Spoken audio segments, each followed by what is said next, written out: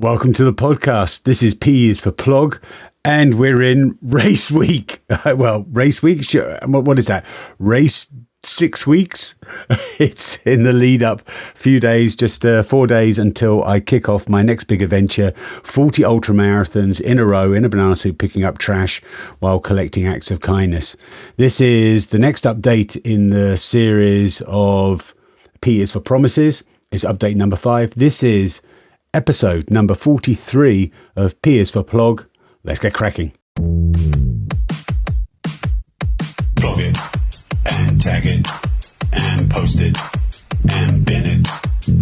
Plug it and tag it and post it and bin it. Okay, well, lots has happened since we last spoke, since I last took you up to one side and said, listen to my stories on this podcast. What wonderful stories I've been telling. We've got loads of stuff that's happened. I'm going to just focus on 3 things, which is the training I've been doing, the injury update that's related to the training. I want to talk about the website and also the live streams, because I think I'm going to be doing this setup. Anyway, get back to that one. The big thing, injuries. I am just like this weirdo. I am such a crazy guy. I don't know what it is, but I mean, if you go to a physio or you go to the doctor and you say you've got an injury, what is the first thing they say to you? They say rest. Just don't do anything. Just let it heal and then ease back into it. That's basically it. You go to the physio, you get some stretches. That's sorted. That's what you do. The last thing you do is just run through it.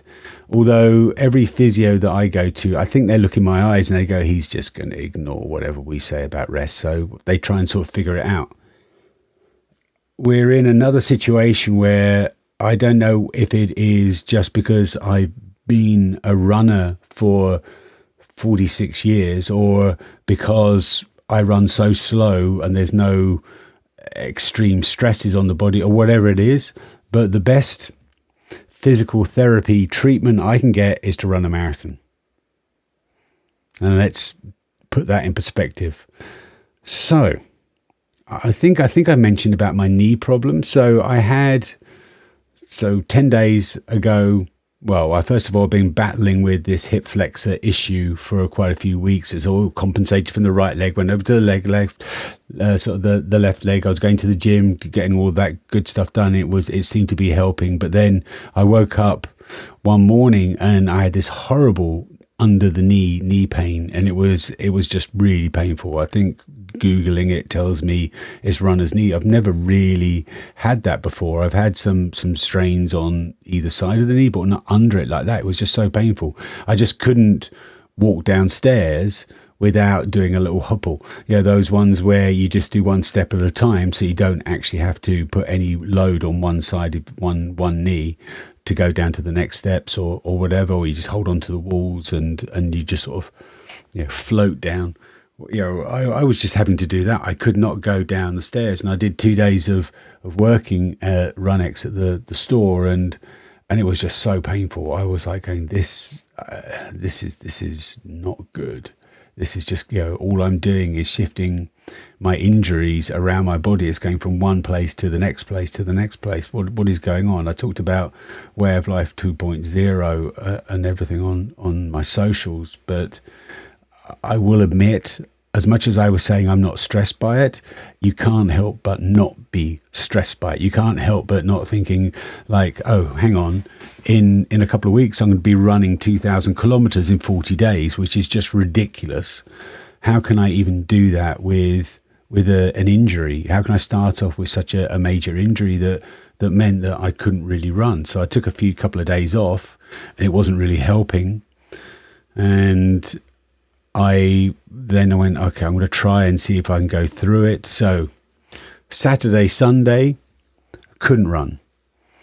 I gave it another couple of days, and then Wednesday I thought, right, I'll go with the Harlem Hobblers. So I went out to the Harlem Hobblers, and I was sort of trying to run, and I was doing 10-minute kilometers. So I was basically walking, because it was a hop, almost a skip to actually avoid using that leg. I just could not do it. It was painful putting on there. I'd probably say it was around sort of 3 or 4 out of 10, probably more closer to 4. And I just didn't risk putting any undue strain on that left leg. It was a nightmare. That's how I started off. I had to run 3 kilometers to get to the hobblers group. So I got there thinking, all right, they're going to do just like a short 8-kilometer jog. I'll see. And I said to them, I'll see how it goes. If I can, I will. If I can't, I will just do my own thing. And then first of all, it was like, oh, we're running to a lake. And so suddenly that 8's gone into a 9-kilometer run. I'm like, oh God, this is a nightmare. And I started trying to jog with them, and it was just clear I couldn't. So we were only in a group of 4, but I just had to say, you just have to go off. I cannot keep up with you, even though you're doing really slow pace. I don't want to get in the way. So I did carry on, and just in an obstinate, pig-headed way, I just ran to the lake, and I was doing closer to 9 kilometers. I think I was trying to get it down to low 8-minute kilometers, sort of around 8:15, but it just wasn't happening. It was really struggling. Got to the lake and then jogged back, and it started easing off. It started, okay, it's feeling a little bit looser now. I got down to 8-minute kilometers. I even pushed a little bit when I saw a group ahead of me, but yeah, I was just scared. After that Wednesday, I was like going, okay, in 10 days time, I'm going to be running these 40 days. How the hell am I going to do this? I cannot do anything. The Friday morning group, so I don't think I did any running I probably did some running on Thursday, but just a little poodling around. And what I found was the best thing for me to do was run a little bit, walk a little bit and stop. And I was taking if I saw a piece of trash, I was using it as an excuse to stop. I just could not run through and carry on picking up. My plan had shifted. So originally at the start, before the knee injury came along, I wanted to do the 2 marathons on around sort of the Wednesday, Thursday. But then I went, okay, after this Wednesday, let's see if I can shift it out to Friday, Saturday. That was the only option I had. Otherwise it would have gone into race week. So I had to do Friday, Saturday. And I went, right, that's going to be my test day. I want to run a couple of marathons just to prove to myself. Now that sounds a bit weird, to run 2 marathons in training in a row. But for me, I did it last year. I sort of did 2.5 marathons with the buggy just to test out the buggy running with it. And I think it worked. I mean, you've got to think tapering has a completely different context when you're going to be running 40 days of doing 40 ultras in a row. Tapering is usually to focus on a real peak performance on one day. Peak performance on one day doesn't matter, because the next day I've got to do the same thing, and the next and the next and the next and the next and so on. So tapering doesn't really matter too much. The most important thing is getting enough sleep, but I can just carry on running. So I don't mind doing 2 marathons. In fact, it's like a good test run to see how my body is holding up and everything, etc. Or in this case, could I even run a marathon? And I just did not know. I was like thinking this could be a disaster. I was sort of 50-50 whether or not I was even going to be able to do it. I was just trying to be optimistic and say, yeah, I would do it at a really slow speed, thinking I'm going to be running in pain for the whole day. And then, okay, I did manage to run the marathon. Maybe I can do the next one. Maybe I can do 2 marathons in a row in a lot of pain. And my hope was, okay, I've got a few days to recover before I have to start. And then hopefully it will just ease. It will get better as time goes on. It didn't feel, from the physio that I went to, said there was no real damage in terms of there's no rip or no tear in the muscles, ligaments or whatever. And I didn't think that was the case anyway. It was just more a bit of inflammation. So yeah, I was like going, okay, well, let's see what happens. Friday comes around and I took the buggy, because I'm doing so Friday. The Harlem Hobblers kick off they do a 7 o'clock in the morning run, or 7:15 start on their run. And I was like thinking, I want to do a marathon the whole day. It doesn't matter how long it takes. I just want to try and run a marathon. I took the buggy because I need to train with the buggy. So I went with the buggy, and I said to them that the chances are I probably won't run with you. Again, hobbled. I was doing 8.5 minute kilometers to get to them. So it was like a 3 kilometer run to get to the start of the hobbler group. And I just said to them, look, I'm not going to run with you. I'm going to do my own thing. I'm just going to go around town for half an hour and meet you back for a coffee. I'll do that. And that's what I did. And I went around town and it started easing off. It was sort of like, okay, my head was like, you're doing this. So mentally I'm doing this, doesn't matter how long it takes. I am doing this. And I don't know if that just relaxes stuff or whatever, but I was like getting to the end of the sort of 40-minute run that I did before going back to the hobbler group so we could all meet up for a coffee. And I was like going, this is kind of weird. The pain is going away. The knee pain, I had strapped up the knee. I got some the Kinseo, the physio tape. So I'd put that on there just in case, just to try and help. And I wasn't sure if it was maybe that was helping or whatever it was.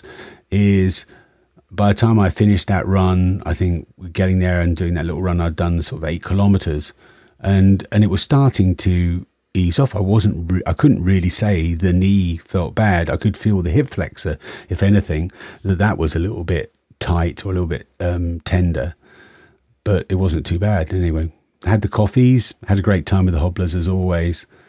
One of the great things, the reason why I mentioned the hobblers area is it's just such a wonderful social run group. There's just zero pressure on it, there's expectations on it. You just turn up, you do your own thing, and that's fine, and just have a coffee and chat. And I just love it. It's so it's not trying to be pretentious or anything like that. It is just a lovely run group with lovely people, and that's the reason why I wanted to start actually my run for promises on the Friday. So the very kickoff is Friday with the hobblers. It's sort of, I don't want to make a big song and dance about it. I'm just going to go for a run with the hobblers, have the best time, have coffee afterwards, and then go off and run the rest of my 50 kilometers. That's a dream for me of how I want to start off this adventure. So I'd had the coffee and I was like saying, yeah, it seems to be getting a little bit better. Went off and I just ran around. I went to Sunfort. So I just did a big sort of loop running around, and it was getting better and better. I was just a little bit more relaxed. I was still only doing 8.5. I wasn't trying to push it. And sometimes I'd be going back to 10 or whatever, but that was more because I was just stopping, picking up trash, and I'm doing a whole marathon. So I really said, okay, chill on it, just get it done. I finished it, and the only real pain I had was my feet, because I've been on my feet for 42 kilometers. That's the first marathon I've done this year. And yeah, I was like going, this is bizarre. This is bizarre. I always sort of joke to people that last year when I did 31 marathons in a row, I started with an Achilles problem, and I ended up after 31 marathons without any injuries at all. I was actually supple and everything. And I've already felt that after the first marathon. I went, okay, what's going on here? Is this good or is this bad? What's going to happen tomorrow morning? But I was, really flexible and, just without pain or stiffness or anything in the evening.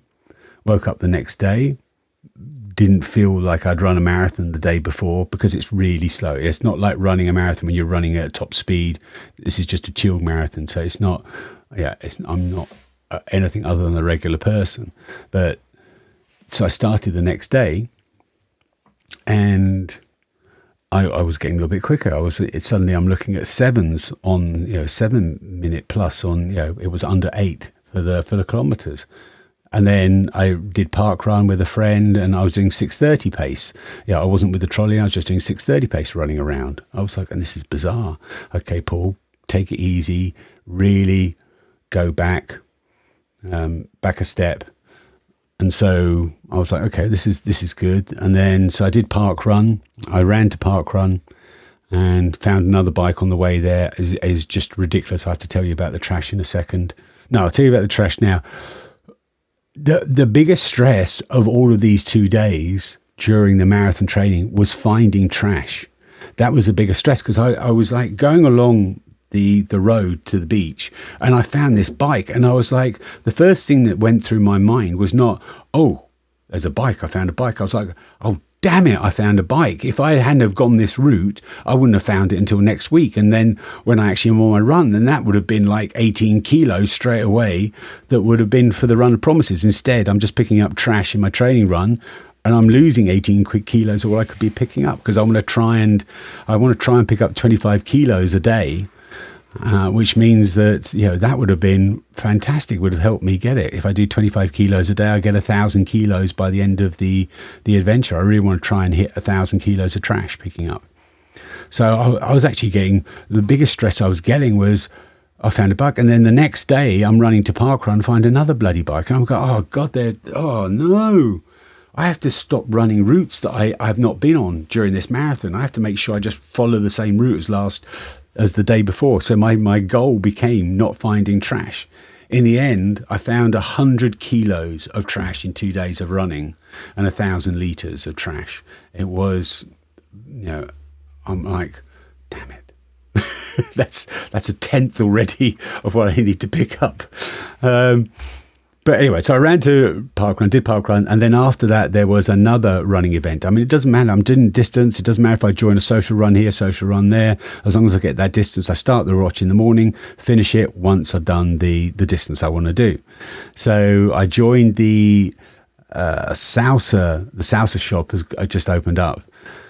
I could be completely honest. I wasn't expecting. I didn't. They were like saying social run. I was like, okay, I'll do that. But a couple of things. First of all, I can't wear their social run shirts, because the branding is not the brands that I need to wear. I don't want to get in trouble with the brands that are linking up with me for this race. So I got that, and the other things, I don't want to run too fast. But the biggest one was actually they offering you free food after the run. I was like going, salsa bar. It doesn't look like, it's like a fast food chain. It's not going to be really nice. Oh my God, it was so gorgeous. The burrito was fantastic. It tasted really fresh, really crisp, and nutrient dense and everything. I think I'm going to be visiting the salsa shop a couple of times a week just during this run, because it was just the best lunch ever. So I did that, had a great fine time with that. I had some friends that were running that were a bit slower, so I just said, look, I've got no speed. I'm just going to hang behind and just run with you guys. So I didn't do the full distance I wanted to do, but I had a really nice time with them. So after the salsa bar, I had my lovely burrito, vegan burrito, fantastic, chili sin carne, and it wasn't too spicy. I didn't make it too spicy, so it was just really was perfect fuel for the run. So then I went off, and I will say the afternoon was really slow. It was really hot. I was feeling really tired, so my body was fatigued. But it was the second marathon in a row, and in effect, I'm expecting that when I do the run. So what's going to happen is, and I've sort of seen that from documentaries, that and also from my experience last year, is your body needs to get time to adapt to doing a marathon or an ultra marathon every day. So, the first one, fine. Second one, okay. Then your body starts to go, hang on, I'm getting a bit tired and then you have a dip before it picks up and goes, okay, this is what we're doing now. Hopefully, touch wood, that's what it's going to say is, right, this is what we're doing. Okay, fine, do it. Oh God, I'm still nervous because I'm doing something I've never done before and pushing it further than I've ever done before. So let's see how it goes. So the marathon in the afternoon, that did take a while. I was like going, oh, blimey. But I did it. The next day, I did it fine, fantastic. And I didn't feel too bad. Straight away, recovery boots, straight away in the recovery boots, Black Roll, sponsor. Having my supplements, Alpha Labs. Boom. And also sort of having the recovery shake as well. That was really important. So that's what I did, and it was great. And so I did the 2 marathons. The next day I had so Sunday yesterday I had some muscle soreness in the quads. like you normally, yeah, less than you normally would get from a marathon, but it was like definitely saying, right, you've run 2 in a row. So, but the knee pay, the strapping is off the knee, no problems now walking down and up and down the stairs. The hip doesn't seem to be too bad. I'm just about to go for a run. Amazing. So, lessons. What the heck is going on? I can hardly run, and then I run 2 marathons in a row, and then I'm way better. I'm like, it's almost, yeah, I'm not going to say cured, but my injuries are way less. It is, I don't know the reason why this is happening, and it happened last year. Why is this possible? Why is it, if I get an injury, that if I just run through it, I think it's because I go so slow that it just heals itself. It goes, okay, you're in effect, what I do is kind of, my running is like someone else's stretching exercises. That's how slow I'm going. It's like as overtaxing as doing some stretches. So why is that? The most wonderful thing though, and oh, I cannot believe this. I was running these marathons and I was at peace. I was so content. It's a bit like those smells that you oh, that's a childhood smell, and it just brings all these memories back. Running these marathons with the buggy, picking up trash, even though I wasn't in a banana suit, because I was just going, this is just training. Even though I wasn't in the banana suit, it just brought all the memories of last year back, and that sort of physicality, that experience. It just came back, and it was like, this is what I do. This is a moment of contentedness. I just felt so at peace. It just sounds so bizarre, it's not like I'm running and I feel the wind through my hair. Oh, I don't have hair. I just felt contented. It was a happy, running a marathon, picking up trash with that buggy is my happy place. It really is. And it's just so, I can't express deeper. I can't really express to you how deep that moment of peace in my head I have while doing it. Amazing, incredible. One tip, I just want to, talking about brands and things like that. So I'm going to be running in Mount Tacos shoes. Oh, I've got one. So these are the shoes that I'm going to be running in. So I've got this and a white version. So I've got 2 of them. So they're called Thing 1, Thing 2. So I'm going to be doing 1,000 kilometers in each of these. That's the idea. But so Mount Tacos is providing the equipment for this, and they also sent me through some arm sleeves. And I've got some white arm sleeves anyway. I was going to use and try out, but I tested theirs out. I cannot believe how well arm sleeves work in heat. So if any of you really struggle with heat, get some white arm sleeves. Just Google cooling arm sleeves and then just put them on. So the way that they seem to work, on the other ones I've got that are like 20 years old, you just soak them with water, and then they, as the wind, as you sort of move, there's sort of that air that goes over them and it cools your arms down. And with these ones I had from Mount Tacos, I didn't put any water on them, although I did for the socials, but I didn't most of the time I was running, and my arms were really nice and cool, and it was really such a cooling effect. So I'm definitely going to be using arm sleeves. I think if it's not raining, I'll be using arm sleeves all the time, whether it's the Mount Tacos ones or the other ones. I've got the DeSoto. It's a triathlon brand from the early 2000s. I don't know if they're still around. So just Google cooling arm sleeves. Amazing. It was almost getting to the point where I was like, are my arms too cold? It was that amazing. Brilliant. So that's my info. about my training. I'm now just got the next couple of days. I've just got all the logistics of stuff to do. I've got to put stickers on trolleys and things, all that kind of thing. I've just ordered some stickers for my t-shirts.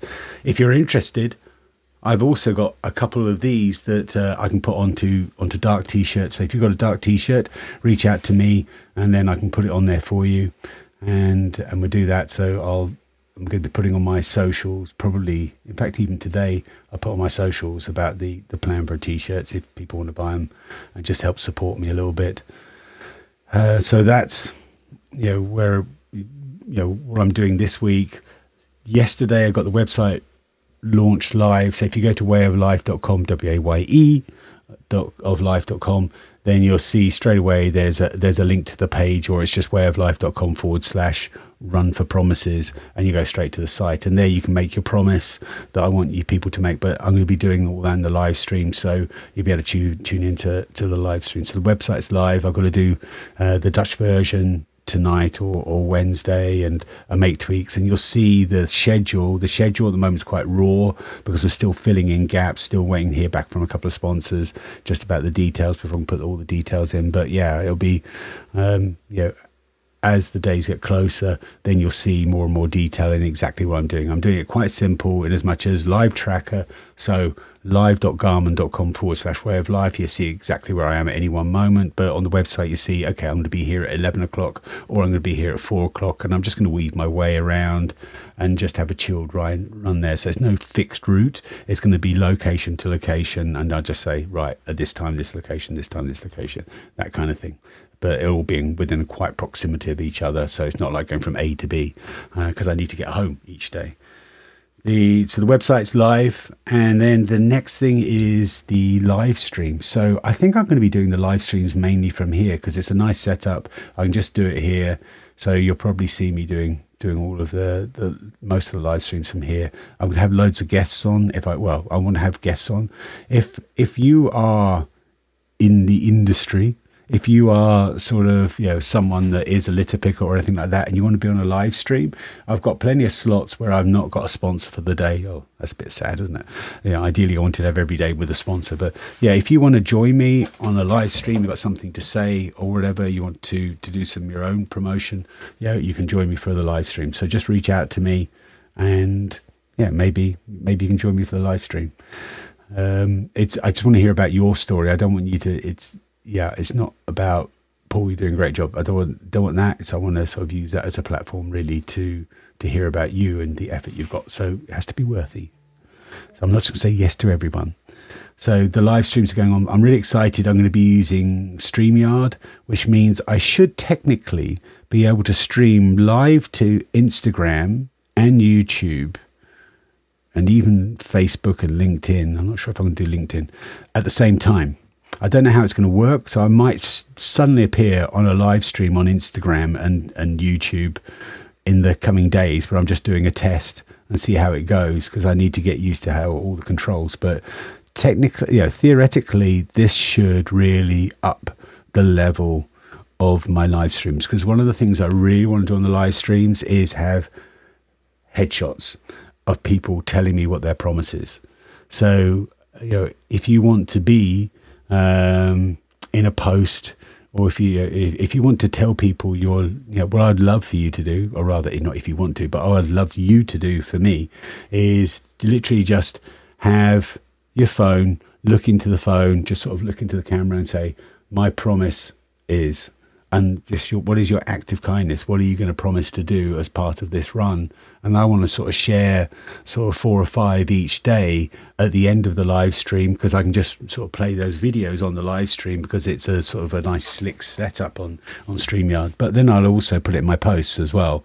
Right, so it could be that you come in a post, the daily post, or you could come into the live stream as being people sharing their stories. I really want people to inspire other people. It's not just, hey, look, someone promised this. I want you to inspire others. That's the idea behind it. So be warned if you're listening to this. I know at least one hobbler is going to be listening to this. What I want to do, for instance, on the kickoff is just to get some of the hobblers to look into the camera and say, my promise is, just so I've got a few on hand.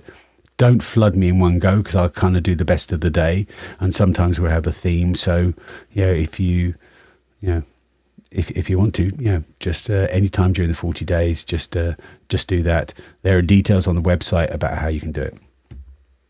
I think that's it, because I want to go for a run now. I think that's everything I want to say.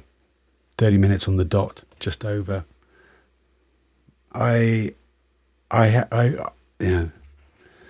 It's a really weird one this year, because people last year, I think it was easier for people to go, he's not going to make it. I wonder what people, leave a comment below. Do you think I will make it, or do you think I'm going too far? For the marathon runners, that going from sort of 30 kilometers, 32 kilometers, 5 kilometers, something like that, to the marathon distance, that last 7 kilometers is a nightmare, or those last few kilometers are a nightmare. And that nightmare gets even worse when you go from 42 kilometers to 50 kilometers. So doing 50 kilometers every day is so much harder than just saying, all right, I'm doing 8 kilometers more each day on top of a marathon. It is so much harder. So, do you think I will make it? It kind of feels like people are seeing, all right, if he can do 31 marathons, he can do 40 ultras. But the whole point of this is I'm doing something I've never done before. I'm going further than I've ever done before. So whatever happens, I will have done that. If I succeed, I will. I would have done something I can be really proud of. Even if I don't succeed, I'm really proud of where I am already. But hopefully I can make it. But just like last year, it's not a given. It only takes one slip up, just a fall on one brick, within 40 days of constant running on tired legs, just to trip over. And the Dutch know how wobbly their footpaths are. It just takes one trip and the whole thing's ruined. It only takes one virus, only takes one incident for it to go wrong. And that's the biggest thing I ever worry. It's like an external factor of something that's not whether I can physically run it. It's like I'm stopped from physically running it. And that's kind of the real worry that I've got. We shall see how it goes. And of course the weather, running in the banana suit. Although I'm so excited about the banana suit you see up there, the new one. I'm really excited about that one. But yeah, this is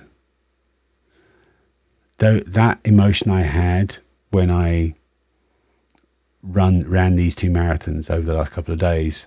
That moment of calm. It was like I was actually running along, going, "This is my way of life now." Who would have thought that this kind of old guy with wobbly bits could actually be doing something crazy like running back-to-back marathons or and trying to run back-to-back ultras? How did this happen? Sport has always been so deep in my heart, but who would have thought that I would now be doing what I'm doing now? And it has really become my way of life. When I first did a marathon, people were like going, you do one marathon and then, you've got 6 months of recovery after it. You do a maximum one a year. That's how it used to be. I mean, there were people doing what I'm doing now that were doing it back then. And I remember seeing a documentary about monks walking marathons every day, up and down hills and stuff. So it's not breaking new ground that no one's ever done before, but it is breaking. It is amazing where I've got to. I just don't understand it, but it has become my way of life. And this started off with a promise. Really, this whole journey started off with me bending down 15 years ago, picking up a piece of trash and then making a tweet about it. And then giving myself a promise to pick up trash every time I ran to the train station. And it actually was also cycling. I remember a couple of times I was like, oh, there's a piece of trash. No, I'll pick up the next one. I'll be cycling past, go, oh no, I have to go back and get that one. So, oh man, it was a chaotic time even back then, 15 years ago. but I am here now. You make a simple promise to yourself that doesn't really cost you anything, and it can change your life. That's exactly what's happened to me. Is it my way of life, or is it just, what promise are you going to make that could change your way of life forever to something really exciting? Think about those dreams. It could become you just for a simple promise that you make to yourself. Thanks for listening. The next time I do a podcast will be after the event. So thanks for listening to the few people that listen to the podcast. I hope you enjoyed it, and I'll speak to you after 40 days of ultras. I hope. If I speak to you before, it's not gone well. So let's say here's to me doing my next podcast at the end of September. Bye.